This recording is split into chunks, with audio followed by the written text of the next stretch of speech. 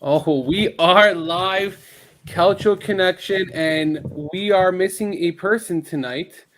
Um, he has a kind of a balded head, no hair. I'm sorry, he's gonna laugh, but Alex Donald's got prime time college football tonight, so I got my two right man, hand, two right man hands, right hand man. Sorry, got Richard and Miguel here tonight because we got Lazio and Milan tomorrow. I'm going solo, but I like to hear from the enemy lines. Yes, I'm going extreme here. Enemy lines with Richard and Miguel. Richard, how's it going tonight?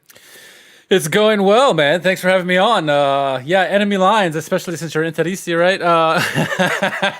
It's going good, man. I'm glad to have you on tonight. Talk about some Milan Lazio. How are you?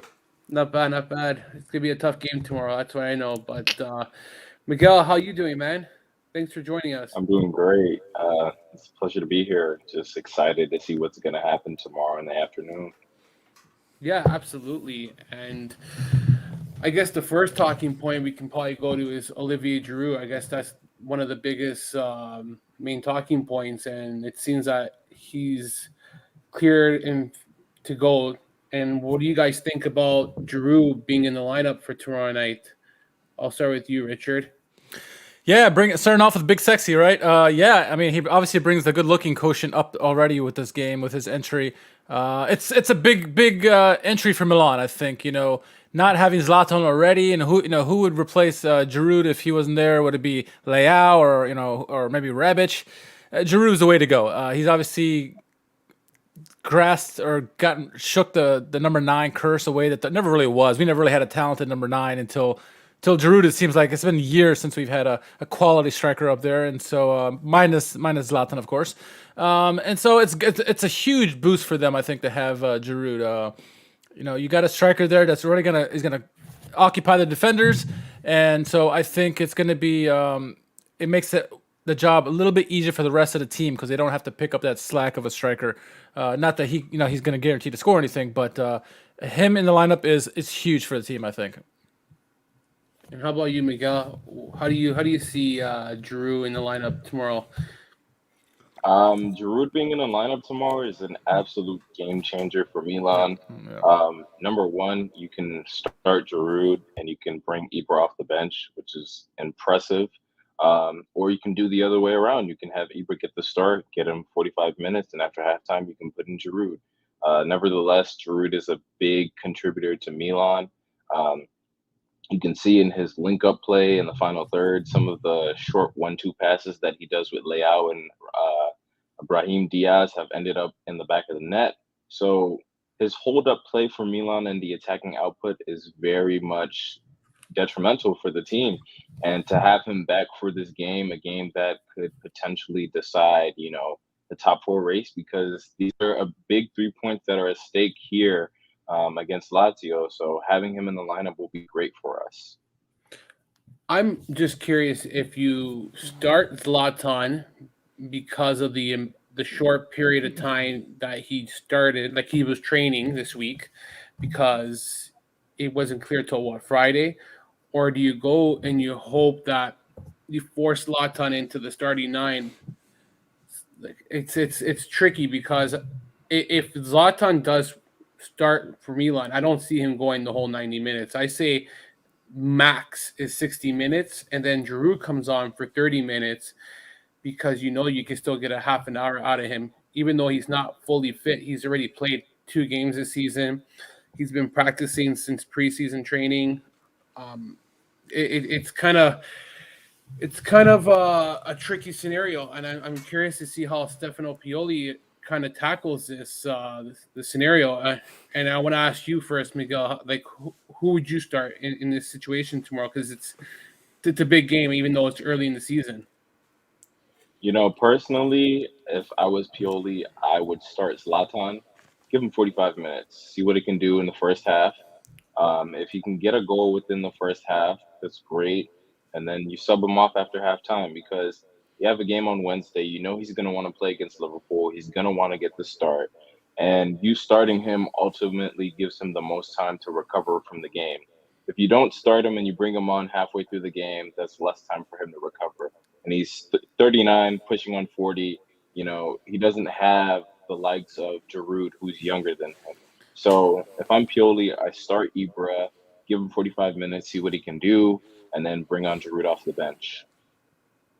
I like what you said that he's younger, and I hate how people say that Giroud's 34. He's too old. Why did you guys sign him? It's a very dumb comment for me because Giroud's 34, but he hasn't played a lot in the last 2 to 3 seasons. He's been more used as a reserve player, and I think in the long term you can get a lot out of him for maybe 2 more seasons as a starter, and who knows after that. But I think the biggest thing is that in Champions League is where he'll be much bigger for this club, especially that they don't have any experience. But what about you, Richard? How do you approach? Where do you go?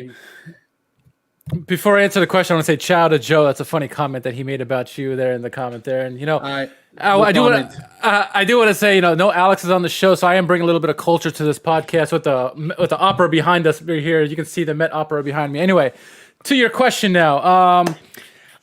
I like Miguel's point there, trying to bring in Zlatan early, give him some running time there, because he hasn't played in a while and he's trying to recover from his injury. I'm going to go a little bit more conservative because my worry is he goes down injured, right away, and then we don't have him for the whole season, right? That's my big worry. So I'd prefer if Giroud started in this one and you give him 60, 75 minutes, and then, or even, maybe 60 minutes, and then bring in Zlatan, or maybe you could bring both of them on at the same time to see what they do. I don't want to give Zlatan more than 30 minutes, honestly, because my big worry with him is getting injured again. I don't doubt his quality whatsoever. I believe he can come on no matter how many minutes and score a goal. But I'd rather have him healthy for the remainder of the season, having two big strikers, as opposed to having to worry to try to get Leao in the mix or somebody else as a striker. That's the way I would go. But either way, I think they'll be fine with Milan. I don't think Giroud's going to be tired from finding out last minute that he can start.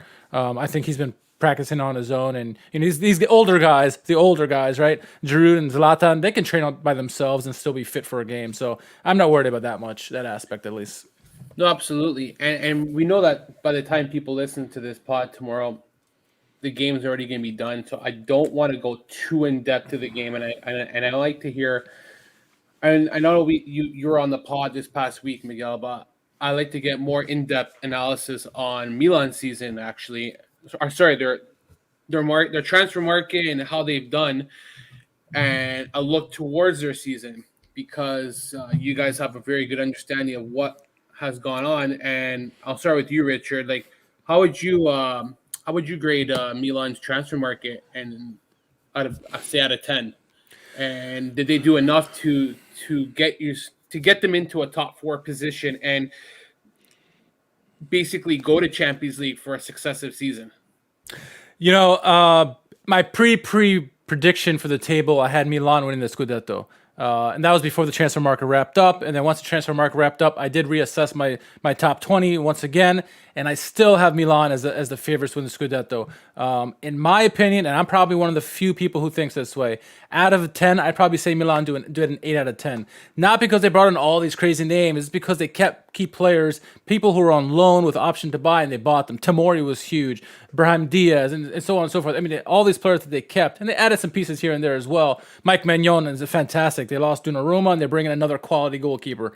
For me, and I'm probably one of the rare ones, I think Milan had a fantastic transfer market. There's only other teams who are probably comparable, probably Roma and Atalanta in my book. That's how good I rate their transfer market. So 8 out of 10, and like I said, they're number one in my Scudetto pick for the season, preseason prediction. So I rate them really high. I'm curious what Miguel thinks of this transfer, because I know many Milanisti are up and down about this mercato, and I'm definitely one of the high ones. I know there's people that are low. I'm curious what Miguel's is. Go ahead, Miguel. Yeah, I completely agree with you, Richard. I'd rate this mercato as an 8 out of 10. I think they lost Donnarumma, they lost Hakan Çalhanoğlu. They got the right replacement with Mike Maignan. Of course, Hakan Çalhanoğlu was one of the ones that we didn't expect to leave, but he left. And we have Brahim Diaz, who ultimately has stepped up right now. He has a goal and an assist in his first 2 matches. And last season, he ended the Serie A with 4 goals and 3 assists, which I truly believe he's going to beat that record from last season ultimately. Um, then Milan decided to go in and get depth. Our problem with last season's Scudetto run that we had was we had injuries, and that ultimately cost us Yeah. because we lost many of our starters to injuries. So, with that being said, they brought a backup for Theo Hernandez. They brought up a backup for Calabria. Two very important positions for Milan with the way that they play, because Yeah. you see how Theo Hernandez is very detrimental to the attack for us. He scored a couple goals for us. He's got a couple assists. He assisted Giroud against Cagliari. So getting a backup player for someone like Hernandez gives him leg room to breathe. You can rotate, you can rest him so he's not gassed out halfway through the season with the high demand of games that we're playing. And then additionally, we brought in Bakayoko, who can filter in for Benacer, Tonali, or Kessie. He can play in either one of those positions. Um, the only thing that Milan didn't do this transfer market was to get a quality right winger. Now, we got Junior Messias, which is going to be an interesting pick for us because I think that he's going to be a rotational piece. I Yeah. think that he will come in the games where, Coppa Italia, lower league table sides that we know that we can win, and he can give somebody like Salamakers or Brahim Diaz some rest. Because ultimately, when you looked at last season, when we were halfway through the season, when we hit, January, February, we were kind of gassed out. You could see all the players were very tired and looked sluggish on the pitch. So with adding that depth, I think that Milan can contend for, top four once again this season. And I think that pickup of Florenzi, while if he was signed because they wanted him as the main right back, I think it's stupid, right? I've never been high on Florenzi, but as a rotation guy for Calabria or even the right wing, he could play right wing. Let's not forget that he can do that. Junior Messias, I'm very high on Junior Messias. I thought he was fantastic with Crotone. He's going to bring that another extra element that we've been missing to be as Miguel said, a rotation guy in case Salamakers goes down. Because come on, guys, let's be honest. Salamakers works harder than any of those guys on the right side, so he's got to be on the pitch, even though he's not scoring the goals. Jerry, what's your you've heard our take on Milan's Mercato. What do you rank Lazio's Mercato? Because obviously with the pickup of Zaccagni at the end, that's got to be a boost to your Mercato, you think? Well, doesn't it feel good to get Mike Magnon for half the salary of what Szczesny makes? Hell yes. Like the guy like if you want our take, Joe, you are handling with garbage right now. Like honestly, I've never seen a guy 3 games in a row piss it. Like it's bad, man. Like I didn't know that he was going to be this bad this season, but it's concern. I think that Perin should start the next game.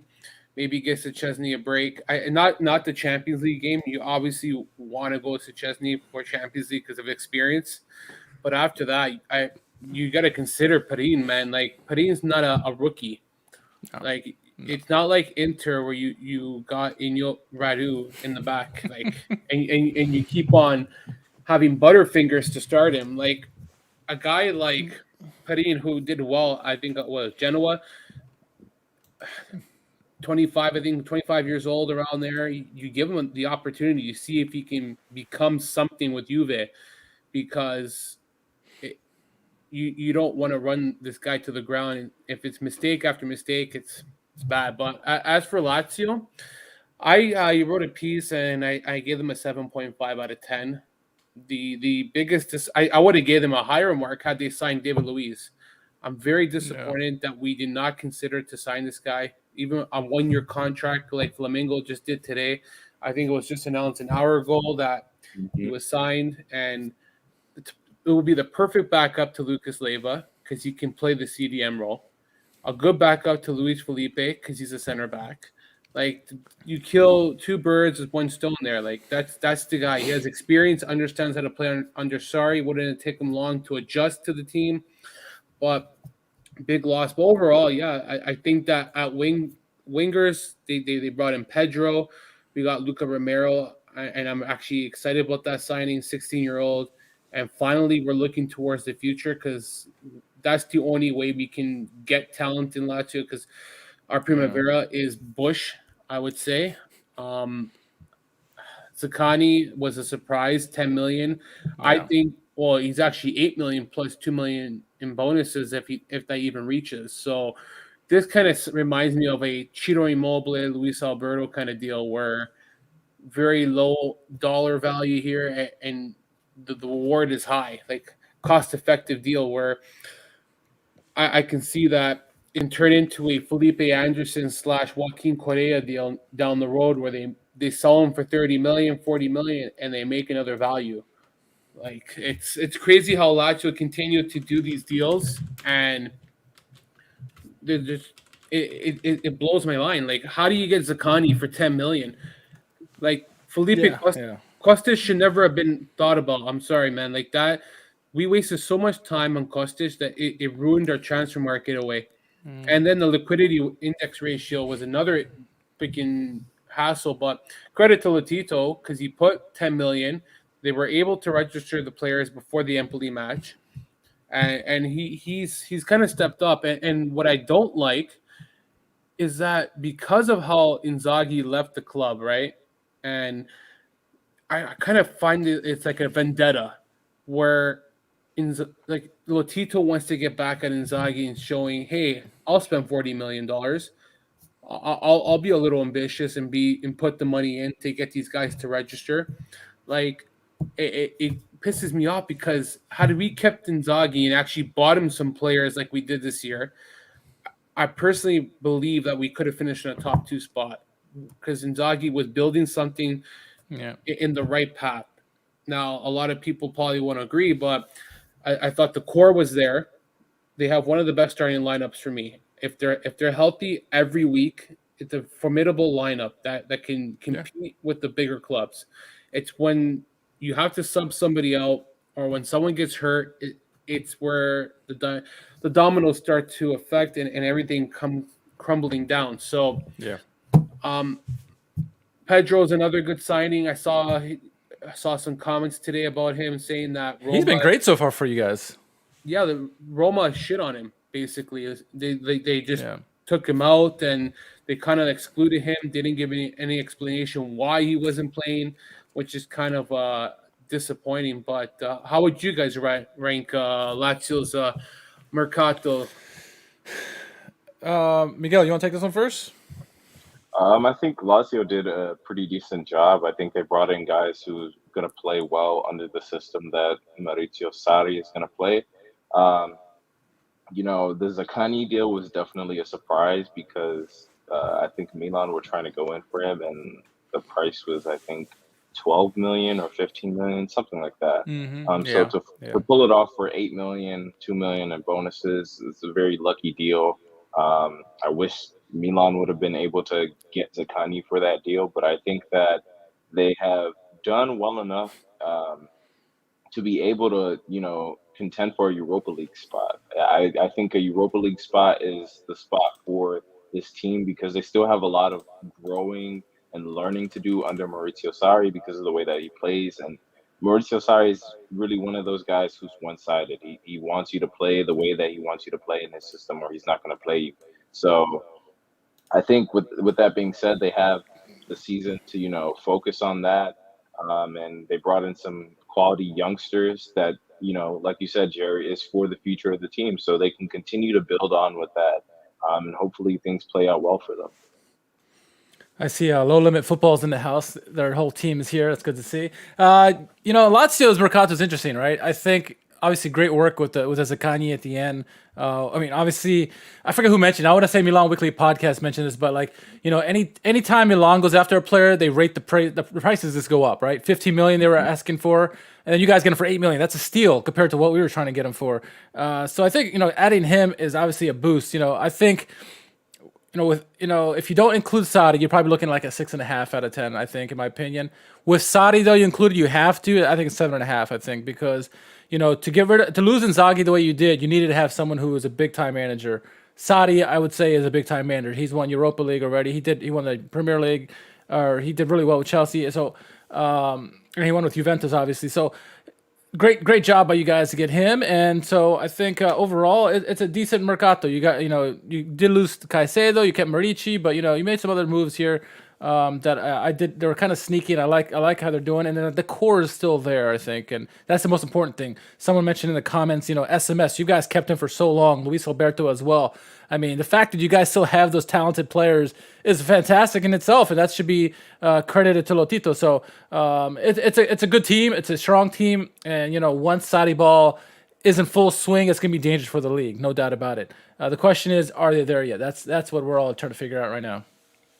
Well, I want to answer Joe's question, not a question, but his comment. I don't think it's a waste of time because you got to remember David Luiz is on a free transfer. That is how Lotito does business. It's like Aliani. Yeah, it's not that he's a liability. If Sarri wants him, he'll utilize him perfectly. And I was just building some stats. And during the season where he played underneath Sarri, he played in 50 matches across all competition. And I know he only had 3 goals and 2 assists, but he was one of the leaders in that squad where, yeah, he didn't put the points up, but he was dependable in that back end in a lot of matches. And I think once he left Chelsea and once he left Sarri, he was no longer the same player that he was. Yeah. He has the traits to be a good player under Sarri, that physical mentality, the positioning. I know that he's a liability in the EPL, but transitioning from that league to the Serie A, I think that he would kind of fit in properly. It's not as quick. It's more fundamental. And I believe that tactically he can fit in perfectly. But again, you're not spending 20 million to buy Luiz. You're paying wages for 1 year. There's no long-term effect on this. Like it doesn't work out. It's fine. He goes in January. He goes in the summer. But to rely on Patrick, who is not a center back now, this is where their biggest fault was in the transfer market, is that if Luis Felipe can't play tomorrow, here are your 2 options. You're either going with Patrick or you're going with Dennis Vavro. I like Patrick as a good bench player. I don't think he's a bad player. I don't think he's a great player, but he works hard. It's like Salamaker. He works hard. He gives you that 20, 30 minutes where he gives you the intensity, that morale, that boost. But as a starter, it's not what they need. He's a right back. He's a right wing, say, or even wing back. But like to play in center back, he doesn't have the size. For Vavro, he's been on loan twice. It hasn't worked out well. His first stint with Lazio was terrible. Inzaghi didn't like him. Sarri didn't like him in the preseason. He only was added to the lineup because they only had an extra spots. He wasn't added to the Europa League roster. And this is going to be the biggest glaring hole for Lazio, and I want to see how they adjust. Now, Sarri thinks we have a good back line, and he's not concerned about it. He's happy with how they kind of fixed the front end, the midfield. I think those areas are very strong, but for a consecutive season, we didn't get the defenders that we needed. Our left back, all we have is Husai, and if he goes down, Kaminovic is not registered. We bought him from the Serbian league. That was because of the 3-5-2 under Inzaghi. I don't know if he even wanted him. It's a signing that was cause for disaster because it took up an EU spot. If he goes down, you got to shift Stefan Radu to the left side. So there's a lot of and I'm not even so long. I think Acerbi is not like he was 2 seasons ago. I think he's lost a step as well. He looks slow. He looks out of position. He didn't look good with the Azzurri during the international break. I didn't think he was that great. But our biggest strength is our right side because we got Lazzari and Matisic. And the biggest question that was asked was, who do you start? Do you start Lazzari or do you start Matisic? I start Matisic for multiple reasons. One, he's shown to play as a center back, and I think he can adjust as a right back too. He's quick, physical, and I feel that Lazzari is coming back from an injury. I wouldn't force him. You bring him off the bench. He gives you 30 minutes, hard-fought 30 minutes. You start with Matisic, who's fully fit. ready to go, and that's a pretty summed up, simple answer about him. How would you guys approach if you're in Lazio's shoes? Do you go Lazzari or do you go Matisic? I'll start with you, Richard. Just let Lazzari sit on the bench. Don't even worry him get on the pitch, so he doesn't even bother Milan. Just Marisic the whole way. No, I see your point. If I was Laziale, I'd probably be very cautious as well as I am with Zlatan with Milan. Start with Marisic. I think Lazzari brings the most offensive danger as opposed to Matisic. Matisic is a good fallback, but like you said, he's not healthy, and so you don't want to risk injury this early in the season.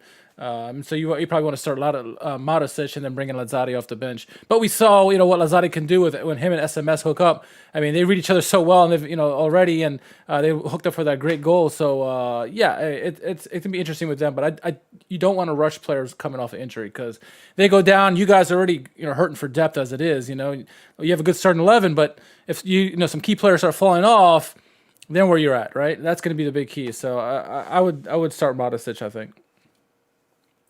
Yeah, I agree completely with Richard. Lazzari is definitely one of Lazio's best players.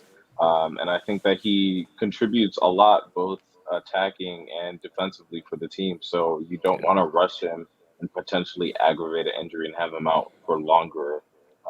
We just started the season. You don't want him out for that many more games. So I'd give Marisic the start, and you give Lazzari some minutes off the bench.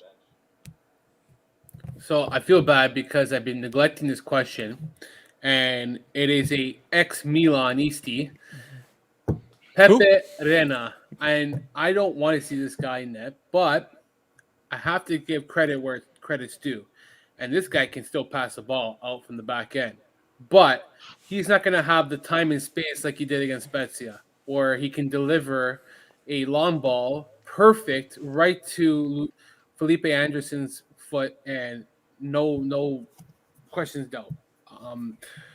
Strakosha should be the starter. You got to salvage the relationship because this guy leaving on a free transfer is a slap in the face to Lazio because we could have made 40 million a couple of seasons ago with Newcastle. Now this guy is going to be walking next summer, free transfer, and this is bad business. I know that Milan is being criticized as well, and it could be a third with Frank Kessié. I know that we can talk about him after, but I'm saying that because I don't want to run into that situation. You got to salvage it. Now the problem is that I don't even see Strakosha play more than 10 games this season, because he understands how to play under Rena because of his time at Napoli. He'll adjust easy. He has that kind of understanding of what Sarri expects from him. So for me, he's going to start tomorrow. He's going to start Thursday probably in the Europa League, and then he'll probably start Sunday against Cagliari. And it's going to drive me nuts because Strakosha should be starting on Thursday in the Europa League game to give Rena a break, and you get Strakosha to understand what Sarri expects from him. But what do you guys think starts tomorrow? I'll go with you, Miguel.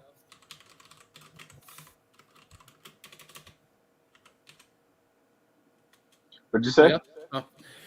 Who do you think should start tomorrow for Lazio? Would you go with Strakosha or Rena? Honestly, I'm not really sure because Strakosha is a good goalkeeper, but he hasn't had much playing time, so you could kind of say he's kind of rusty. I think Pepe Reina has done a decent job in goal. Pepe Reina is also an ex-Milan player, so he kind of knows a little bit about what goes on in the Milan camp, even though they're under a different coach. So I'd give Pepe Reina the start, but like you said, maybe in like the Europa League game, you give Strakosha a start. And like you said, he has the experience of playing under Sarri.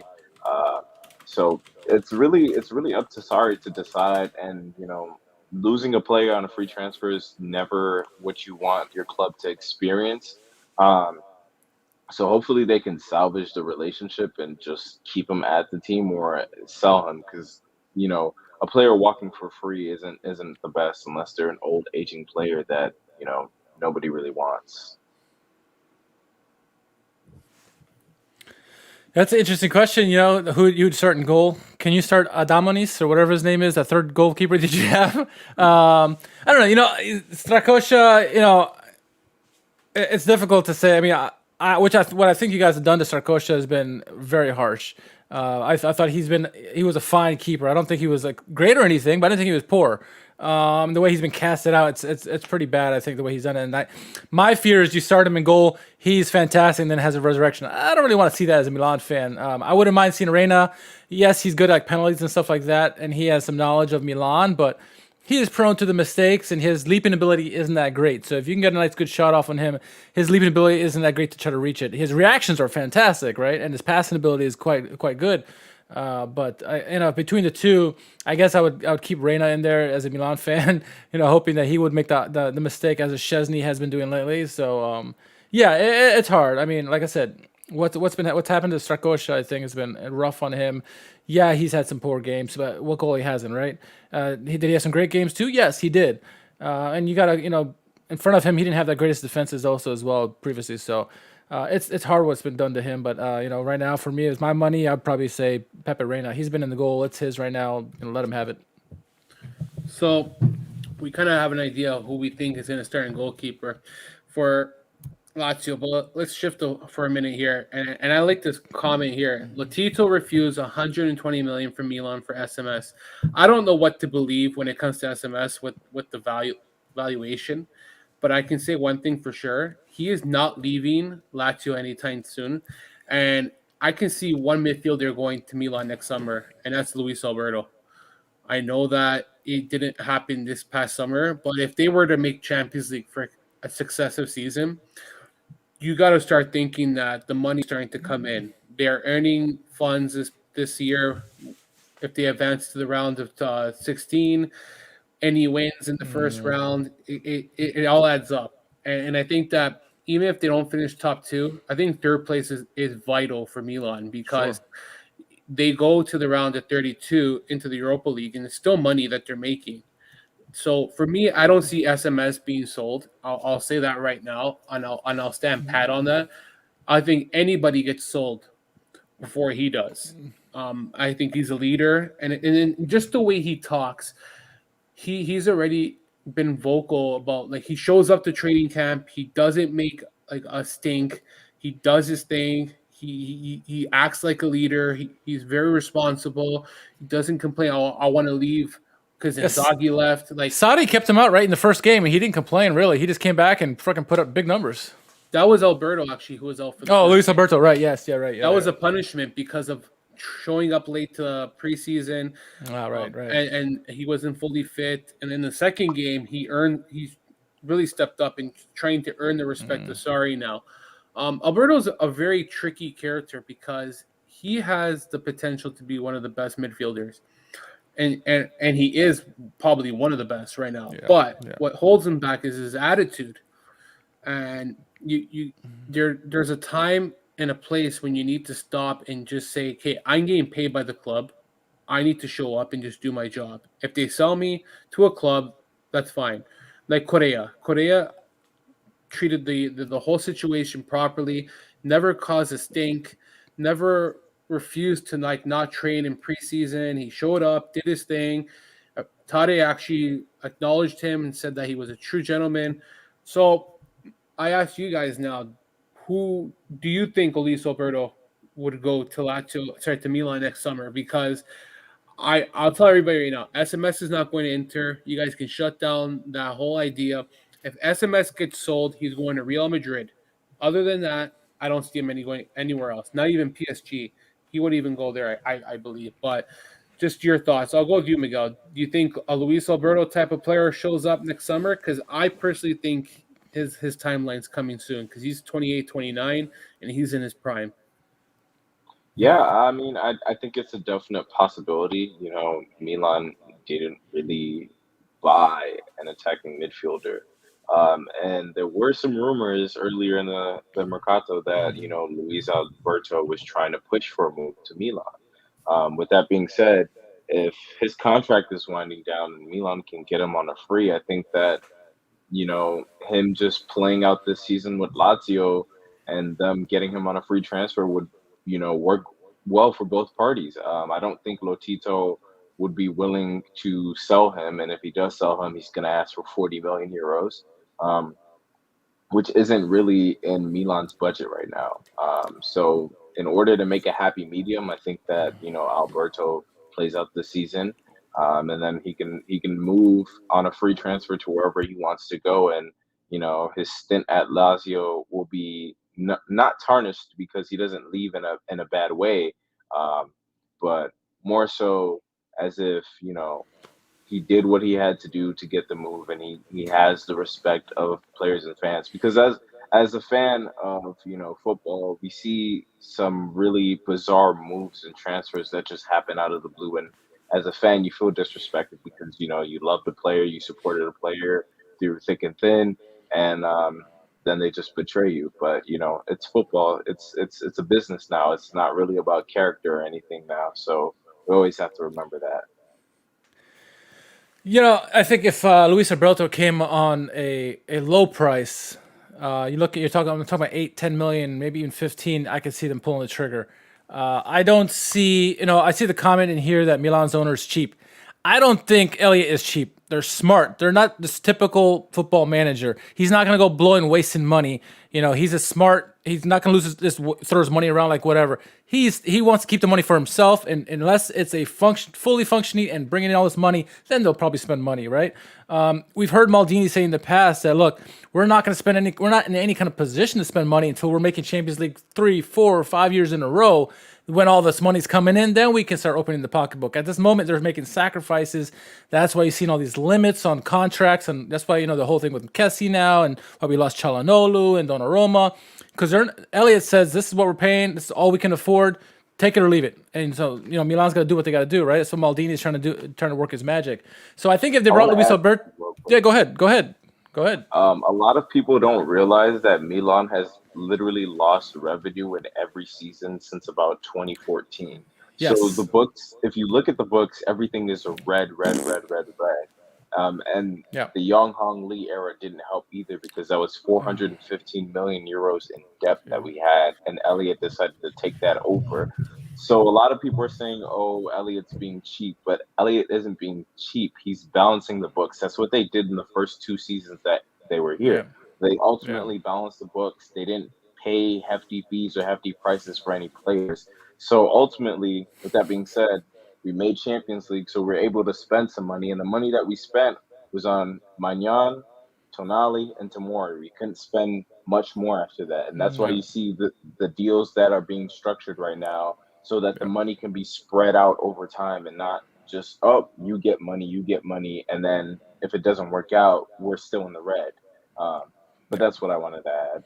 Yeah, and like I said, if Luis Alberto comes in at a cheaper price or maybe in a free, which is not going to be the case because 2025, like you said, Jerry, then you're looking at, okay, yeah, they're going to bring him in. But otherwise, what Elliott's going to do is wait till Milan's in the Champions League, bringing in all this money for 4 or 5 years in a row. Then they're an equitable team. Then he can sell the team for big money, and then that new owner could probably come in and spend $100 million on whomever. But Elliott's not going to do that anytime soon. So, definitely not going to get SMS, but Luis Alberto, if you're looking at 15 or below, I can see them bringing in. Well, here's the problem with the Luis Alberto contract is that any sale, the reason why they want 50 million for him is that I believe 10 to 15%, I want to say 15% goes to Liverpool.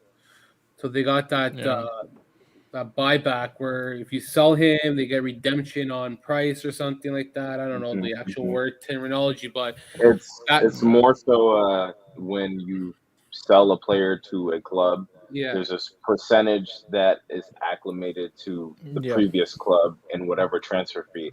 So that makes sense why he's asking for 40 to 50, because if it's a 15%, that's kind of a lot. Usually it's 5 to 10%. So yeah. That's why when we sold Correa for 30 plus million, it was like I think 5 or 10% went to Sevilla. They get $4 million next summer, just from the deal of Correa, while the rest goes to Lazio. So that's why they bargained up to I think 33 million in total or something like that, or 35. But You know what though? Respect to Tito, these deals, even though they do have these buybacks, they've worked out for Lazio. But there's a question. Hold on. Let's go to this one where Tonali. We're gonna go to our boy Sandro Tonali, and what are your thoughts, guys, on Tonali in his first two games? Impressed, not impressed, wow. And do you think, well, I doubt that not impressed, but is this the beginning of a new Tonali, we'll say, where compared to last season, where a lot of people doubted him and said that, and I'll be the first to admit that I thought that this guy was never going to be anything good like a Barella, but you also have to remember, and I'm very reactionary when it's towards Milan, is that he is 20 years old, and I think he's 21 this year, still well ahead. Like he's got his baby years to go in football. So I'll start with you, Miguel. Like, what are your thoughts about Tonali this season, and how do you view how he started so far? I think Tonali's off to a great start this season. I think that this is going to be his breakout year. Given being said that we have a lot of games that are going to be played this season, and I think that he's going to get a lot of playing time. Just going to be a lot of rotation in this squad with the amount of games that we have to play. So Tonali has just proved that if they need someone to step up, if there's an injury, if someone's fatigued, if somebody needs rest, Tonali is saying, hey, I'm reliable. You can rely on me. Give me a chance and I can show you what I can do. A lot of people don't realize that Sandro Tonali, when he moved to Milan, is playing in a different position than what he played in at Brescia. At Brescia, he was attacking midfielder. He was facilitating. Everything was centered around him. He moved to Milan, one of the biggest clubs in Europe, and he had to find his feet where he could, and that was being the rotational piece to Benacer and Kessié. He didn't get the same treatment as Benacer and Kessié. He wasn't a consistent starter for a season compared to these guys. You think about Benacer when he first moved to Milan, he got consistent starts, and he had a lot of trouble. He had yellow card trouble. Tonali didn't get it like that. His opportunities came when Benacer was injured. He made a couple mistakes. He got a silly red card against Benevento, but you've seen how much he's grown, and with his growth, he's become a confident player. I've never seen anybody step up to a free kick that confident and just know that he was going to score. So I think this is his breakout season with all the opportunities and chances that he's going to get. He's really going to shine, and all the haters are going to be like, "Wow, Sandro Tonali really is the real deal." Because there's a lot of Interisti who are like, "Oh yeah, we wanted Sandro Tonali, but now he's at Milan, and he scored his first goal in over a season in Milan." But you got to give the kid some time, So that's my take on that. How about you, Ricardo? Yeah. I see. Well, I see now Biggie in there. I agree with him 100%. Tonali is an interesting character. Like many people were ragging on him in the first season, and like, oh, he sucks. You guys wasted your money. Da da da. But it's like, look, like Miguel said, he went from a big fish in a little pond to a little fish in a big pond. He had to get used to the whole system, different position. And there's no way. There's very few players in City who are going to unseat Kessié and Benacer. Those two players are just fantastic players, and you have to be a really special player to unseat them. So that was never going to happen. So you knew it was going to be at least a year. If you're not going to be a starter, it's going to take at least a year to get acclimated into the system, into the club, into the league. Well, obviously not the league, but the rest of the system. Salamaker, same situation, right? First year, everybody hated on him, and now he's one of the favorites now with Milan because he's doing so well. In terms of assisting and passing and stuff like that, not necessarily goals. But Tonali, he's getting progressively better, I think. Every game we've seen from preseason on through the first couple games, he's gotten better and better. He's getting more and more confident, too. He'll get his opportunities, especially when AFCON comes here in January, when the two big dogs are out. He'll get his time to shine. You got Krunic there as well. Bakayoko's in there as well. So it's going to be, he's going to have that confidence. That free kick's going to do wonders for him. That's what his trademark is. And so the more time he can get on the pitch now and get that free kick opportunities, he's going to get more opportunities now after that goal. It's only going to make his confidence go up. And I think by end of the season, like Miguel said, people are going to be like, okay, this player is the player we thought he was going to be. You got to give players like this time, especially when they go from a smaller club to a bigger club. It's a lot of acclimation you got to get used to. Not many players can pull that off. Not everyone's a Ronaldo coming up from from his Portugal all the way to Manchester United. Not everyone can do that. So it's give him time, and I think he is going to be something special. You just got to wait it out. I agree. There's no need to rush him. I think that he'll have a big season with Kessié going to the AFCON in January. He's going to miss time. I think that Tonali is one of the big key players this season. You got Bannister, who can't stay healthy. That guy's made of glass. I think he's Stefano Sensi part 2. Basically, seriously, they're no different, man. They are two players who are so similar in many ways.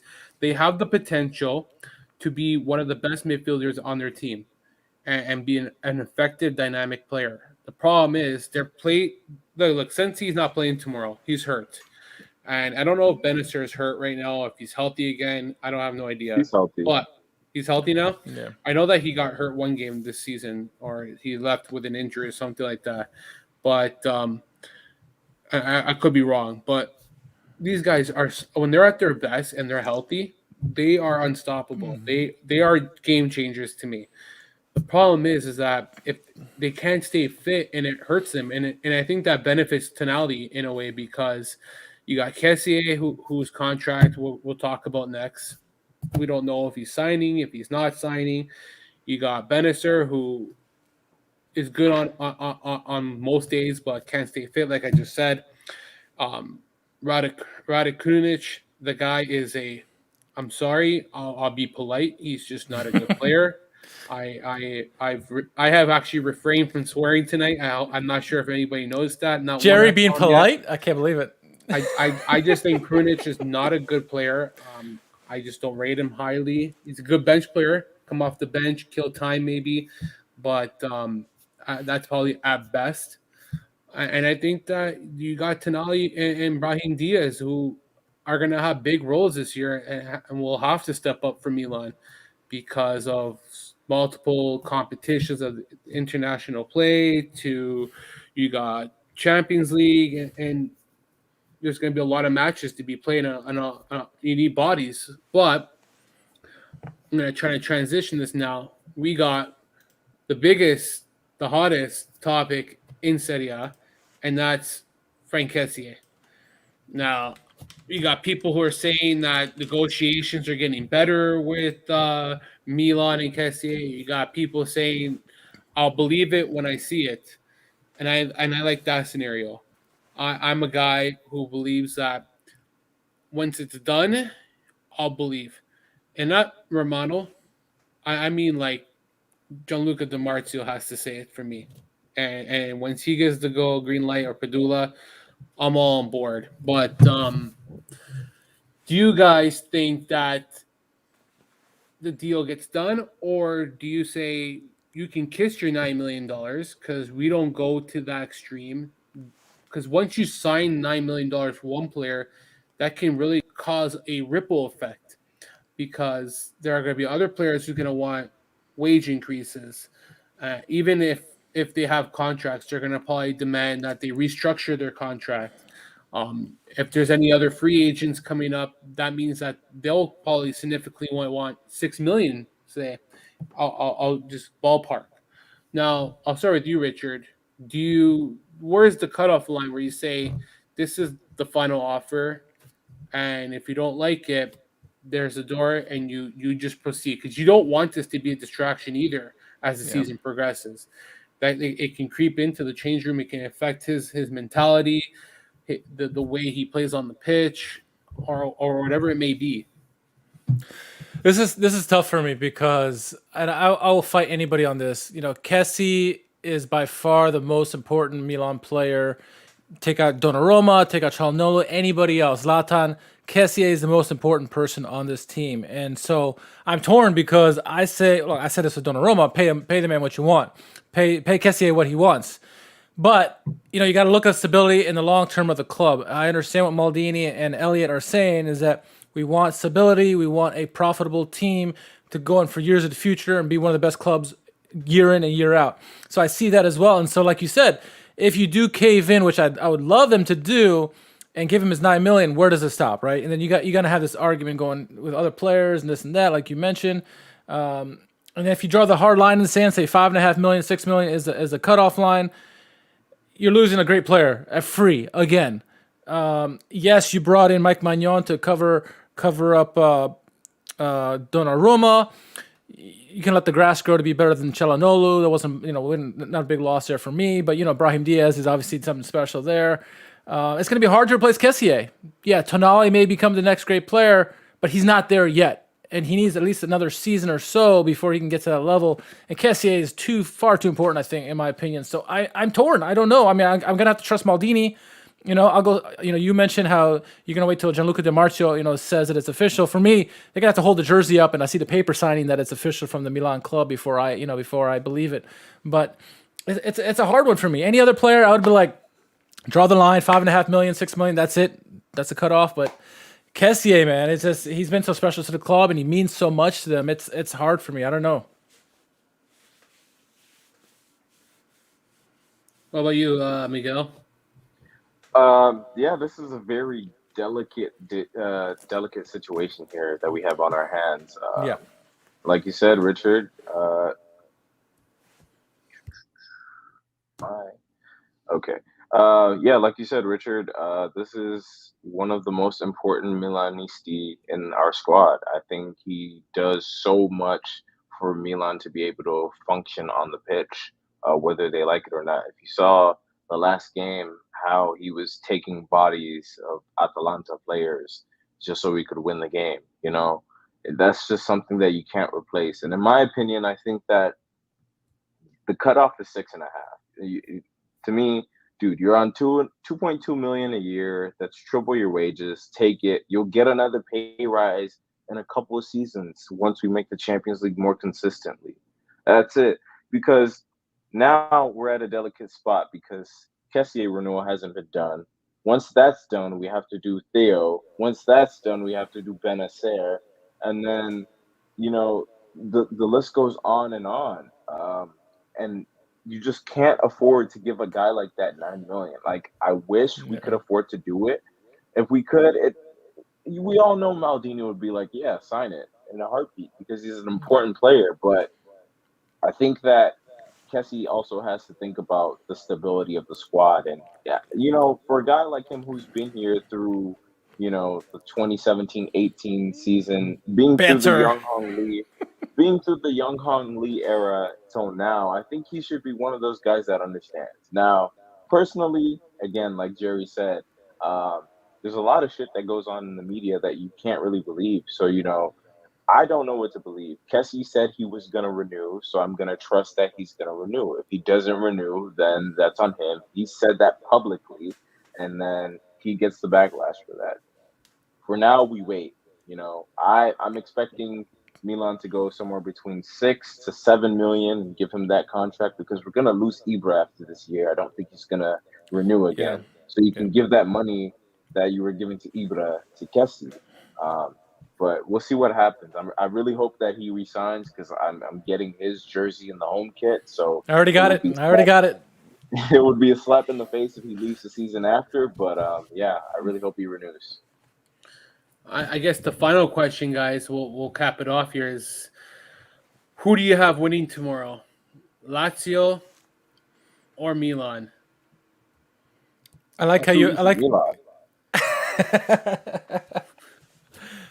gonna play devil's advocate or hope for some karma here or negative karma, right? I'm gonna say Lazio win 2-1, just to give Jerry some love there. It's a difficult game.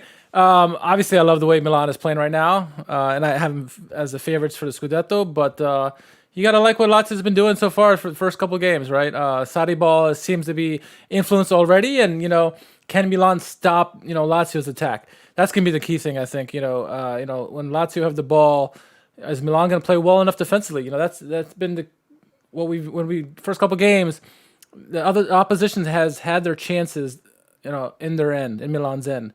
Mike Magnan's come up big so far, and the defense has come up big, but can they hold back the big guns for Lazio? That's gonna be the trick. So I'm gonna say 2-1, and hope for some negative karma there.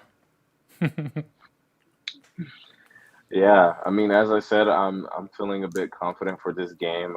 I don't feel as worried as I would be in past seasons. Hmm. I think that Milan has grown as a team with the young players, and I think that they're playing with some type of confidence and they believe in themselves. I trust Simon Kier and trust Fikayo Tomori at the back line. I also Yeah. trust Davide Calabria to, pick up the slack wherever the slack isn't being picked up. Um, so ultimately, it's really just going to be who's going to be, that key player in the attack to find the back of the net. Is it going to be Leao? Is it going to be Brahim Diaz? Is it going to be Giroud? Who is it going to be that's going to take that one opportunity that presents itself that's going to get us on the score sheet, that's going to differentiate us from Lazio in this game? With that being said, Lazio is always a dangerous team on the counterattack. Are we going to be able to stay in position and avoid a one-on-one situation with Ciro Immobile? Because you give him that 9 times out of 10, he probably scores it. Um, so those are the things, but I'm feeling confident that Milan can come away with the victory. You know, Lazio hasn't won a game away from home at Milan in about 30 matches. So I think that it's in our favor. We're either going to win or draw. So that's how I'm feeling for this game. No, they have one win in 31 matches at the San Siro, and that scares me. Yeah. Yeah.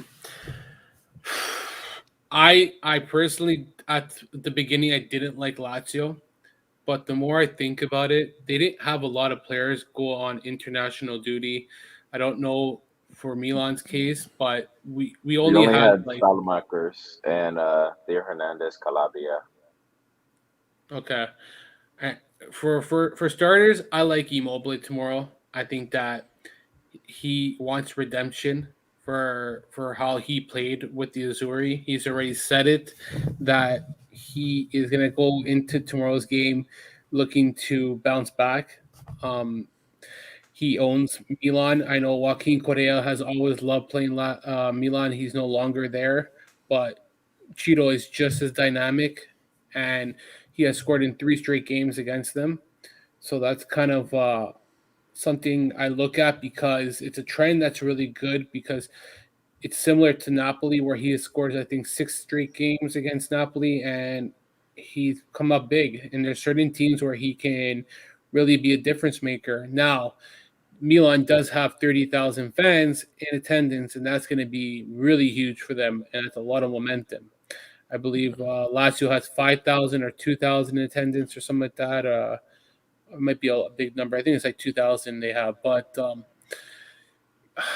you got Zaccani, who's apparently supposed to make his first appearance for Lazio. I don't know if it's a starter or as a substitute. He's available. So that's really encouraging. You got Toma Basic. Luis Felipe is starting tomorrow at center back. I'm going to go with Lazio because they had an additional 2 weeks to kind of practice under Sarri. They didn't lose a lot of players. There's no players coming back from South America that they have to worry about. Again, I'm not going to speak on Milan's side because I haven't done that kind of research. You got Lazzari, who is available and probably can come off the bench. I think that's a massive boost as well. This is as healthy as you're ever going to see a Milan side, sorry, Lazio side. And I think the last thing is that I'm seeing a more happier Lazio side compared to last year, and that's nothing. That's no disrespect to Inzaghi. That's just Inzaghi who kind of lost. He ran out of ideas to get this team as far as he could. I think Champions League he had them at a high level because of that feeling of not being in the Champions League. I think it was easy to manage, but when it came to the league, it was just kind of difficult, and he lost his ship at the latter part. His best game that he finished off with was against Milan with that 3-0 win. But um, I'm gonna go with Lazio. I just think that they're gonna figure it out and they're gonna raise their game against a higher opponent. People are saying that they played Empoli, they played Spezia, but they finally took care of weaker opponents and not look weaker like them. They took their game to a high level. So I'm kind of convinced that they will come out strong. I wouldn't. I know that I'm not trying to be on both sides, but for this kind of specific game, I wouldn't be surprised if Milan won either and even dominated because of the track record. But I'll stick to my guns and I'll say Lazio 2-1. And I think Immobile is going to get the game winner. Interesting. Yeah. And who knows? I know that he's got fatigue in his leg. And I think that another guy who could step up this season is Vedat Marici. That's a player who I'm not ready to write off anymore. I think that if he can score for Kosovo and he plays in a 4-3-3 there, if we could utilize him perfectly like they do in the international level, I don't see why he can't be an effective player. But that's about it. And lastly, Davide Calabria deserves to be the starting right back for Italy. And that's a bold statement I'm going to make because as much as I like Di Lorenzo, I think Calabria is a better player. The guy has – just remember, 2 years ago, this guy couldn't even kick a ball. Not kick a ball, but he couldn't defend for the life. If his life depended on it, he couldn't defend. Do you guys both agree on that? Now, 2 years later, the guy can actually make a challenge. He can stay with a guy. He doesn't get beat one-on-one. And he was already good offensively. That was his strength. Now that he can defend, he's got the whole complete package. I think he's your best defender in that back end, personally. And I know it's bold. I know that you're going to probably say Simon Kjær. You're going to say Tamori. You're going to say Teal Hernandez. I don't like Hernandez. I think he's such a liability. I think he's so good offensively. I like him more as a winger than I do as a fullback. But you know what, man? I just like David Calabria as the best because the way he was going through that season last year, and then he got hurt at the wrong time. But it is what it is for him. If it wasn't for Hakimi last year, he would have been the best right back in the league, I think, last year. So Calabria has come a long way, and he's a fantastic player. No doubt. Yeah, I mean, I've harped on this plenty of times on my YouTube channel and even on various podcasts that I've talked about. I've always talked about how Davide Calabria has reformed himself. He wasn't always the best defensively. He would always put in effort, and he was great on the attack. He didn't really score that many goals, but he had some nice crosses in there. He'd get you in deadly spots. And he really reformed himself over the last couple of seasons. He was almost on his way out. There was like a deal agreed with Sevilla. Yeah. He was almost on his way out to Sevilla. But he took all of that negative energy and turned it into something positive. He worked quietly, tirelessly, and now he's seen the fruit of his labor. And now he's captaining Milan as a guy who played in the Primavera, which is amazing. And like you said, he deserves to be Italy's number one starting right back, regardless. Nobody else should be in that position because he's proved it. He stayed healthy for most of the season. He stepped up when he had to. He played as center defensive midfielder against Juve. Yeah. So what can you ask more for a guy like that, Well, I don't think Lazio is the starting right back for me. And any Lazio fan who says he should be, let's see what he can do for the rest of the season before we can make that kind of like call. And that goes the same for Immobile. I like to see how he does in a 4-3-3 as the season progresses with Lazio. But tell everybody where they can find you, where they can follow you, any work that you guys are in the progress of working on. I'll start with you, Miguel. Yeah, so follow me on Twitter at MiguelAJ29. You can see it right there. Tomorrow is the big game, so after the game, look out for a recap on my YouTube channel, which is Milano Miguel. I'll post the video on YouTube and post a link, so that's what I got going for you. I'm working on a piece right now for Football Italia, talking about Milan's resurgence to claiming it back into the Champions League after 8 long years. So look out for that in the future. That's really all I got for you guys. Cool. And first I'm going to say, Jerry, thank you for having me on. I know Alex wasn't here. We missed his, shiny head that he waxes before every game, and his luscious voice, his deep voice that he has. But you did a fantastic job. So kudos to you. Great job tonight. Preventers in the house. What's up, Anthony? So yeah, you can follow me obviously at Sarah Sit Down. You can see the handle right there. On YouTube, Twitter, Instagram, Facebook, anywhere. Our podcast can be heard all over as well. And then you can follow me if you want at R_KHARMAN. But follow at Serie A Sit Down. Frank and I do our podcast weekly. We'll be doing a podcast tomorrow night after the big game. So, yeah, other than that, just doing podcasts here and there. So, Yes, give these guys a follow. Great content they produce. You won't be disappointed, guys. And you can follow me at jmancini8 and the pod, obviously, Calcio Connection, which is at Calcio or CalcioCom Pod. I always forget it, but anyways, CalcioCom Pod, yeah, something like that. Yeah, you guys know. But thank you for joining, guys. Thank you for watching.